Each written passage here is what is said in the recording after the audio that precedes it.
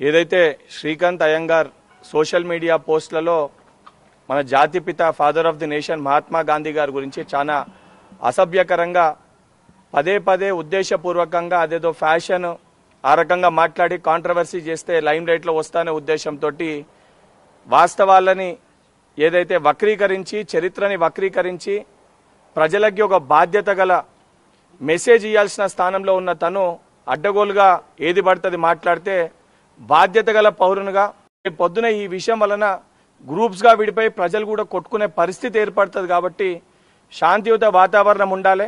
ఇటువంటి వ్యక్తులకి తగిన గుణపాఠము నేర్పించాలి.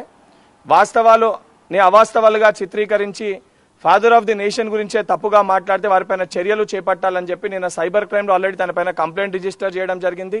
దానితో పాటు బాధ్యతతోటి తను మా అసోసియేషన్లో కూడా సభ్యునిగా ఉన్నాడు కాబట్టి మా అసోసియేషన్ ప్రెసిడెంట్ గారిని వారి యొక్క ట్రెజరర్ని కూడా కలిసి వారికి కూడా ఈరోజు కంప్లైంట్ ఇవ్వడం జరిగింది.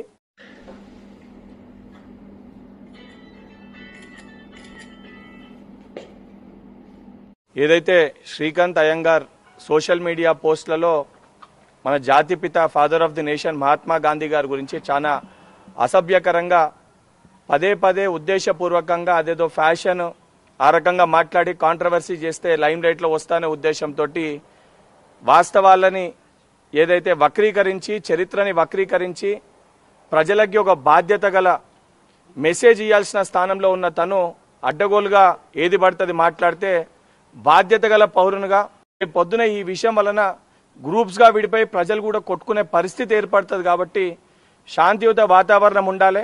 ఇటువంటి వ్యక్తులకి తగిన గుణపాఠము నేర్పించాలి. వాస్తవాలని అవాస్తవాలుగా చిత్రీకరించి ఫాదర్ ఆఫ్ ది నేషన్ గురించే తప్పుగా మాట్లాడితే వారిపైన చర్యలు చేపట్టాలని చెప్పి నేను సైబర్ క్రైమ్లో ఆల్రెడీ తనపైన కంప్లైంట్ రిజిస్టర్ చేయడం జరిగింది.